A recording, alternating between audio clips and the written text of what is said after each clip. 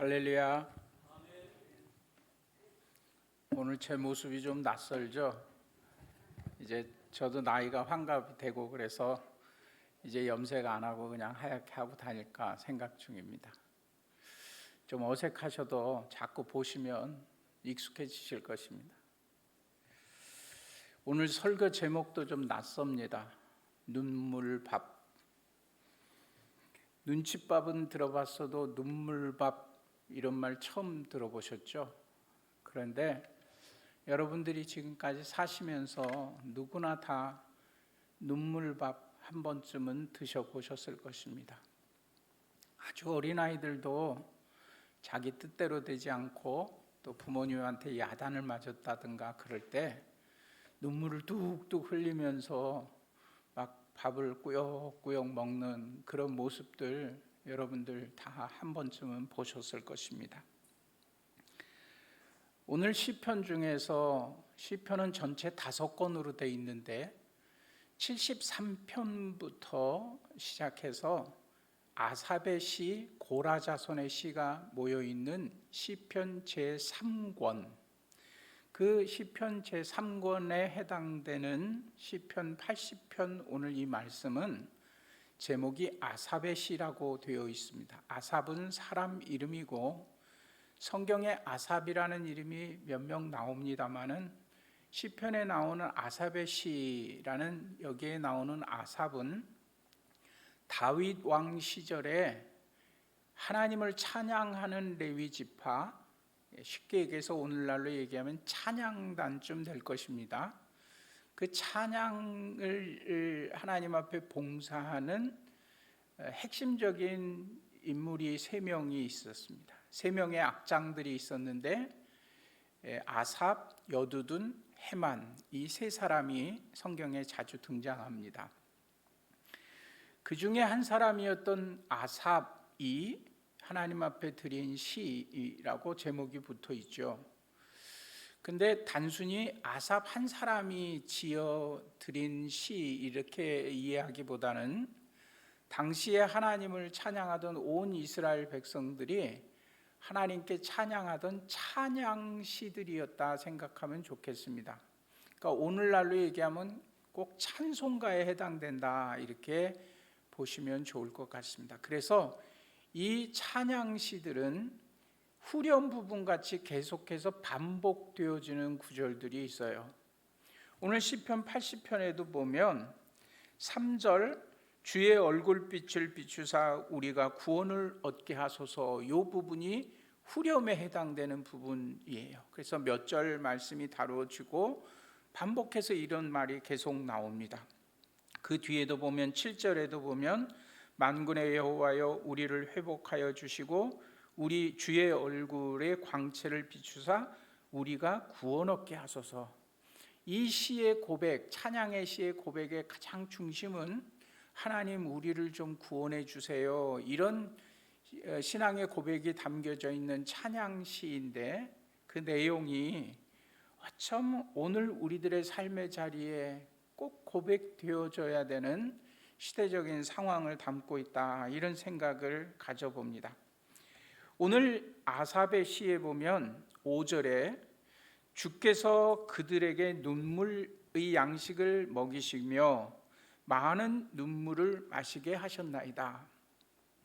제가 최근 코로나로 참 어려운 상황을 맞으면서 말씀을 볼 때마다 하나님께서 하나님의 백성들에게 왜 이렇게 힘든 상황과 환경을 주실까라는 것들이 성경에 자주 등장을 해요. 그래서 제가 최근에 드린 여러분들과 함께 나눈 말씀들에 보면 그런 표현들이 많이 나와 있어요. 하나님의 말씀대로 갔더니 그곳이 젖과 꿀이 흐르는 땅이 아니라 하나님께서 가라 하는 곳으로 갔더니 거기가 마실 물이 없는 광야요 사막이요 황무지였다. 이런 상황들을 맞닥뜨리는 모습에 대해서 자주 말씀을 좀 드렸었는데 오늘 읽은 말씀에도 보니까 하나님께서 우리에게 좋은 것을 주신다 그러면 우리가 아멘 하고 말씀을 받겠는데 말씀해 보니까 주께서 우리들에게 눈물의 양식을 먹이신다는 거예요. 여기 양식이라는 단어는 국어사전에 찾아보면 사람이 생존하기 위해서 필요한 사람의 먹을거리를 양식이라고 얘기합니다. 그러니까 이 양식을 먹지 않으면, 날마다 양식을 먹지 않으면 사람은 생존할 수가 없어요. 그러니까 이 양식이라는 단어는 그냥 단순히 먹을거리를 얘기하는 것이 아니라 죽느냐 사느냐라는 생명의 문제를 지금 표현하고 있는 것입니다. 하나님께서 우리에게 죽느냐 사느냐 생존에 필요한 먹을거리를 주시는데 그것이 눈물이라는 거예요. 이 눈물의 양식, 눈물밥을 지금 먹지 않으면 우리가 죽겠다는 것입니다. 그래서 하나님께서 우리에게 눈물의 양식을 먹이셨다. 많은 눈물을 마시게 하셨나이다. 사람이 물을 마시지 않으면 죽습니다. 그런데 하나님께서 너희 그대로 두면 죽을 것 같으니까 할 수 없이 너희들이 많은 눈물을 지금 마시게 하겠다. 이게 지금 오늘 본문 말씀의 내용입니다. 예수님께서도 우리에게 가르쳐 주신 기도에 보면 양식이라는 단어가 나오죠. 우리에게 일용할 양식을 주시고 너희가 죽지 않고 살아야 된다. 그 영적인 의미를 담고 있다고 말할 수 있을 것입니다. 그래서 눈물의 양식이라는 표현이 나왔는데 저는 조금 더 우리에게 가슴에 와 닿게 하려고 날마다 먹는 양식, 우리 밥 아닙니까? 그래서 밥이라는 단어를 써봤어요. 또 쉬운 성경에 보면 눈물의 밥 이런 표현도 기록되어 있습니다. 양식이라는 표현보다 밥, 저는 밥을 참 좋아합니다. 어떤 사람은 밥 먹는 게 힘들다 그러는데 저는 평생 지금까지 밥이 맛이 없어 본 적이 별로 없는 것 같아요. 막 병 들었을 때도 막 힘들다 그러면서도 밥 때가 되면 밥을 꾸역꾸역 잘 먹으니까 사람들이 옆에서 꾀병 아니야? 이렇게까지 얘기했어요. 그래서 제가 그랬죠. 어린 시절인데도 밥을 먹어야 힘을 내서 이걸 아픈 걸 이겨내지, 감기를 이겨내지. 근데 많이 아파도 밥맛이 별로 없어 봤던 적이 별로 없는 것 같아요. 그런데 요즘은 산의 진미 아무리 맛있는 밥을 잘 차려진 음식을 놓고도 마음이 편치 않습니다. 하나님께서 눈물의 밥을 먹게 하시는 시기를 우리가 맞이하고 있다는 것입니다. 이 밥은 그냥 단순히 밥이라고 표현되어 있지만 밥 안에다가 이것저것 많이 넣어가지고 사람들이 밥의 종류도 많지 않습니까? 쌀밥, 보리밥, 콩밥, 오곡밥, 또 무슨 밥이 있습니까? 이렇게 넣어서 먹는 거 말고 또 밥 먹는 형태에 따라서 비빔밥, 볶음밥, 짜장밥, 잡탕밥, 별의별 게 다 있잖아요. 그런데 점심시간이 다가오니까 이제 또 모락모락 잘 지은 밥 좀 생각이 나십니까? 오늘 말씀에는 이렇게 우리가 맛있게 먹을 그런 밥을 얘기하시는 게 아니라 하나님께서 우리 앞에 눈물밥상을 차려놓으셨다, 이 말을 우리가 지금 접하고 있는 것입니다. 어린 자녀를 키우다 보면요, 눈물을 뚝뚝 흘리면서 밥을 먹을 때가 있는 걸 보죠. 근데 이 아이가 이렇게 얘기합니다. 엄마가 나를 사랑하지 않나 봐. 그러니까 엄마가 내 말대로 안 들어주고 내가 갖고 싶은 거 안 주고, 그래서 자기 마음 같지 않다고 그래서 눈물을 뚝뚝 흘리면서도 이제 밥을 먹는데, 밥을 안 먹으면 엄마한테 혼날 것 같으니까. 솔직히 여러분들 자녀들 다 이런 거 한 번쯤 보시지 않았습니까? 그런데 그 부모가 이 자녀가 너무너무 밉고 너무너무 괴롭히고 싶어서 눈물 흘리면서 이 소화도 안 되게 밥을 먹게 만들겠습니까? 어느 부모가 그렇게 했습니까? 자녀를 키워보니까요, 자녀들이 마음 아파하며 눈물 흘리면 부모는 피눈물을 흘려요. 다 경험해 보시지 않았습니까? 그런데 왜 우리 하나님께서 지금 우리에게 눈물을 흘리면서 밥을 먹게 하는 눈물밥을 먹게 하신다고 이 말씀을 하시느냐 말입니다. 장로님 한 분이 연세 드신 어머님께서 경로당에 갔다가 교회 다닌다고 그 그 경로당에 계시는 할머니, 모여있는 할머니들이 막 구박해가지고 경로당에 못 들어오게 쫓아내셔서 돌아오셨다. 그 얘기를 장로님에게 전해주시더랍니다. 지금 연세 드신 어르신들 얼마나 외롭고 힘들고 그러는데 같이 그동안 잘 어울려서 지내던 경로당 할머니들이 할머니 교회 다니니까 오지마 하고 내쫓아 버렸다랍니다. 오늘 말씀에 딱 그게 기록되어 있지 않습니까? 6절. 우리를 우리 이웃에게 다툼거리가 되게 하시며 우리 원수들이 서로 비웃나이다. 직장 다니는 사람이나 그냥 젊은이들 사이에서뿐만 아니라 연세 드신 어르신들 사회에서도 이런 일이 있었다는 얘기를 전해 들으면서 정말 마음이 아픕니다. 엄마는 나를 사랑하지 않나 봐. 진짜 사랑한다면 왜 나를 이렇게 울면서 밥을 먹게 해? 어린아이는 그것을 부모의 마음을 다 헤아리지 못하지만 부모는 자녀들이 해주고 싶은 대로 그냥 자녀들이 원하는 대로만 가게 해서는 안 된다는 것을 알기에 때때로 그것을 막고 또 다른 길로 가게 하기 위해서 가르치고 그 자녀로 하여금 눈물 흘리는 날을 만들 때가 있다는 것입니다. 제가 눈물밥이라는 단어를 처음 접하게 됐던, 성경에 눈물의 양식 이런 표현은 많이 있습니다만은 눈물밥이라는 단어를 처음 접하게 됐던 것은 언젠가 기사에서 이런 것을 본 적이 있습니다. 1987년입니다. 아주 오래 전이죠. 1978년 6월 즈음에 연세대 교정에서 한 청년이 시위를 진압하는 전투경찰이 쏜 최루탄, 최루탄은 보통 이렇게 공중에다 쏴야 되는데 그냥 시위대를 향해서 그냥 직격탄을 쐈던 모양이에요. 그래서 쏜 최루탄에 머리를 맞아 쓰러진 일이 벌어졌습니다. 연세대학교 경영학과에 다니던 청년 이한열, 결국 그 청년은 얼마 지나지 않아 병원에서 숨지고 말았습니다. 갑자기 아들의 죽음을 맞닥뜨리게 된 어머니, 고향이 화순이더라고요.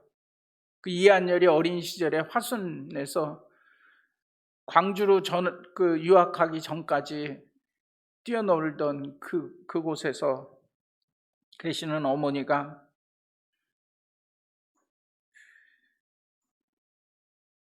자기 사랑하는 아들이 좋은 대학, 인류대학에 들어가서 얼마나 기뻤겠습니까? 얼마나 자랑스러웠겠습니까? 그런데 그 즈음에 우리가 잘 아는 사건, 탁친이 억하고 죽었다는 박종철 고문치사 사건이 일어났고 젊은이들이 그에 항의하면서 진상규명을 요구하고 또 직선제로 대통령 선거를 바꿔야 된다. 체육관에서 자기네들끼리 대통령 뽑는 것, 그 독재가 그 민주화를 외치면서 젊은 청년들이 시위를 하는데 그곳에서 목숨을 잃게 된 이한열, 그 어머니의 심정을 한번 헤아려 보십시오. 아주 오랜 세월이 지난 후에 그 이한열의 어머니가 똑같이 자녀를 잃은 슬픔을 겪고 있는 세월호 희생자 어머니를 만나서 당신의 지금 아픔을 내가 압니다. 오래전에 내 아들을 먼저 앞세우고 생각지도 못하고 뜻하지도 못했던 갑자기 밀어닥친 그 슬픔 앞에서 흘렸던 눈물을 수많은 세월이 흘러도 잊지 못합니다. 이런 마음으로 세월호 희생자 어머니의 손을 붙잡고 한 말입니다. 눈물이 밥이에요. 눈물을 흘리면서라도 밥을 드시고 기운을 내셔야 합니다.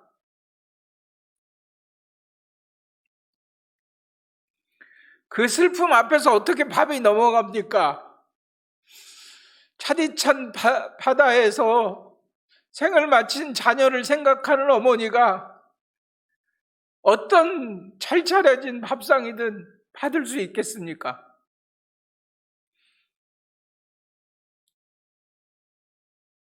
그런데 눈물이 밥입니다. 손을 붙잡고 이한열 어머니가 위로를 전했다라는 말을 언젠가 기사에서 보고 눈물밥이라는 단어를 제가 처음 보았습니다. 그런데 눈물을 흘리면서라도 그 밥을 먹어야 된답니다. 왜냐하면 살아야 되니까요. 이 눈물밥이라는 것은 바로 그런 단어입니다. 하나님께서 우리에게 눈물밥을 차려주시고 먹게 하신다, 이 말씀을 보면서 정말 세상에서 조롱거리가 되고 웃음거리가 되고 정말 부끄러운 모습으로 서 있는 오늘 한국 교회의 모습 앞에서 탄식하며 울부짖으며 우리는 눈물밥을 먹어야 합니다. 몇 년 동안 우리 교단 안에 해결하지 못하던 부끄러운 모습 중에 하나였던 그런 문제 하나 해결하지 못하고 이번 총회도 너무나 안타까운 마음으로 세상의 조롱거리가 되는 결정들을 하고 순식간에 마쳐지게 됐습니다. 온라인 총회로 함께 모이진 못했고 영상으로 총회에 참석해서 너무너무 안타까운 마음으로 그 장면들을 지켜보다가 결국 저는 총회 끝까지 앉아있지 못하고 중간에 뛰쳐나오고 말았습니다. 그곳에 있다가는 같이 수렁에 빠질 것 같은 너무너무 답답함을 어찌할 수 없어 안타까운 심정이었습니다. 어찌해야 될까요? 어느 때까지입니까? 지금 이 코로나의 위기보다도 더 큰 위기가 우리 영적인 삶의 자리에 와 있다는 것을 우리가 깨닫지 못하고 있습니다. 어느 틈엔가 이런저런 핑계를 대고 환경을 핑계대고 우리의 신앙과 믿음 생활이 점점 하나님에게서 멀어지고 게을러지고 있지는 않은지 너무너무 안타까운 심정입니다. 총회 끝나고 나니까 그렇게 아주 좀 악한 것을 계획하고 본인들의 이 의지를 만들려고 했던 그런 사람들이 쾌재를 부리는 거예요. 우리가 이겼다, 우리가 승리했다, 하나님을 두려워하지 못하고 하는 그런 모습들을 보면서 오늘 우리들의 영적인 모든 삶의 자리에도 사탄이 축배를 들고 있지 않는가 하는 생각이 듭니다. 봐라, 이제 많은 사람들이 신앙에서 멀어지고 다음 세대 젊은 세대는 다 하나님 품에서 다 떠나버리고 이제는 교회는 이렇게 세상의 조롱거리가 됐다. 축배를 들고 있는지 모르겠습니다. 4절 말씀 보세요. 만군의 여호와여, 주의 백성의 기도에 대하여 어느 때까지 노하시려나이까? 어느 때까지입니까? 어느 때까지입니까? 바로 이 탄식입니다. 그런데 놀랍지 않습니까? 이것이 다윗 왕 시대에도 불려졌던 노래라는 것입니다. 그리고 그 이후의 역사를 통해서도 수많은 믿음의 사람들이 이 시편 80편 아삽의 시를 나의 신앙의 고백으로 끊임없이 하나님 앞에 찬양 드리며 그 찬양의 열정이 오늘 우리에게까지 전해졌다면 우리에겐 내일이 없고 희망이 없는 것 같아도 우리는 이 약속의 말씀을 우리 후손들에게 전해야 합니다. 그리고 우리들 자신들도 이 말씀들처럼 다시 한번 하나님 앞에서 눈물밥을 꾸역꾸역 먹으면서라도 살아야 합니다. 다시 힘을 내서 하나님께서 우리에게 약속하신 그 땅을 이루어 가고 아름다운 나라를 만들어 갈 것을 꿈꾸어야 한다는 것입니다. 1절 말씀에 보면 목자를 잃은 양과 같이 방황하던 우리를 향하여 양떼같이 인도하시는 이스라엘이여, 이스라엘의 하나님, 우리의 간구에 귀를 기울이소서. 주의 얼굴빛을 우리에게 비춰주시고 주의 광채를 비춰주소서. 근데 이 표현은 사실은 하나님이 얼굴빛을 돌리신 것이 아니라 우리가 하나님을 등지고 선 것입니다. 이제 이 고백과 함께 우리는 하나님을 향하여 우리의 모든 것을 초점 맞추고 주의 빛을 받아야 합니다. 빛 대신 주님, 우리의 삶에, 우리 가정에, 이 어두워져가는 한국 교회에 비춰 주옵소서. 간절한 기도를 통해서 우리는 하나님의 회복을 바라보아야 합니다. 7절 말씀입니다. 만군의 여호와여 우리를 회복하여 주시고, 여기 이 회복이라는 단어, 우리가 입술로는 계속해서 회복을 외치고 있지만 회복하는 삶으로 나아가지는 못하면서 주제는 회복이라고 붙여놓고 그렇게 하나님 앞에 부끄러운 모습들을 만들어 가고 있다는 것입니다. 힘들고 어렵습니다. 이럴 때일수록 우리는 하나님께서 우리에게 베풀어 주신 은혜를 기억해야 합니다. 하나님께서는 하나님의 백성들을 아주 좋은 포도나무처럼 여기시면서 그것을 애굽에서 가져다가 아름다운 밭에 심어 놓으셨어요. 그리고 좋은 포도 열매 맺기를 원하셨습니다. 그리고는 아낌없이 모든 것을 축복해 주셨어요. 이게 한국 교회의 모습입니다. 그런데 한국 교회는 하나님이 원하시는 아름다운 좋은 극상품 포도 열매를 맺히는 것이 아니라 들포도를 맺히고, 그래서 그 뒤에 하나님의 심판이 계속 이어지는 모습은 그 모든 덩굴들을 다 허물어 버린다는 거예요. 12절 보십시오. 주께서 어찌하여 그 담을 허시고 길을 지나가는 모든 이들이 그것을 따게 하셨나이까? 숲속의 멧돼지들이 상해하며 들짐승들이 먹나이다. 이게 오늘 우리들의 모습 아닙니까? 만군의 여호와여 구하옵나니 돌아오소서. 하늘이여 굽어 보시고 이 포도나무를 돌보소서. 주의 오른손으로 심으신 줄기요 주를 위하여 힘있게 하신 가지 아닙니까? 어찌하여 이것을 꺾어버리시려고 합니까? 하나님 지켜주세요. 견고한 성읍은 적막해지고 거주지는 황폐해지고 광야와 같이 버려지는 그러한 것, 우리가 언제까지 지켜보고만 있을 수는 없습니다. 철저하게 회개하고 돌아서서 회복하고 하나님께서 우리에게 허락하여 주시는 그 은혜를, 그 축복의 날을 바라보면서 오늘 비록 눈물밥을 먹더라도, 많은 눈물을 마시게 되더라도 하나님 품으로 돌아가는, 그래서 주의 능력으로 회복의 역사가 일어나는 이 땅의 한국 교회와 또 내일이 되기를 주님의 이름으로 간절히 원합니다.